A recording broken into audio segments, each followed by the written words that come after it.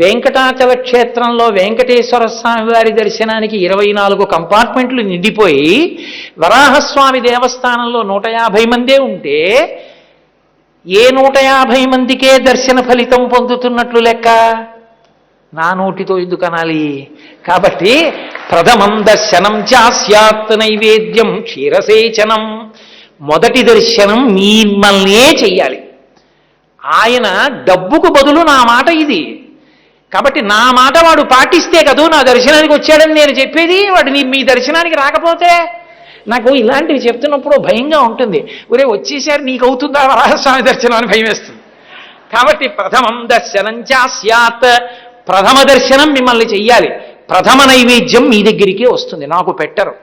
క్షీరసేచనం, పాలు పెట్టినప్పుడు మొట్టమొదట మీకే పెడతారు. ఇదే ఇదం వరం ద్రవ్యం దదామి, ఈ వరాన్ని ఈ మాటని ద్రవ్యంగా స్వీకరించండి, స్వీకరించి నాకు ఉండడానికి స్థలం ఇవ్వండి అన్నారు. అంటే ఇప్పుడు వెంకటేశ్వర స్వామి వారిది కాదు ఆ స్థలం, వరాహస్వామి వారిది. అంటే ప్రపంచంలో మొట్టమొదటి లీజ్ అగ్రిమెంట్ చేసుకున్నవాడు వెంకటేశ్వరుడు వరాహస్వామి. అందుకు దేవతలు పుష్పవృష్టి కురిపించింది.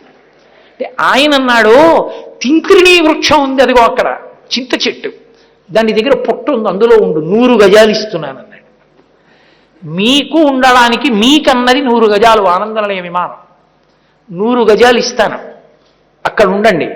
అందుకే వెంకటాచల పర్వతం క్షేత్రము వరాహక్షేత్రము, ఆ పేరు అలా ఉండిపోయిందంతే.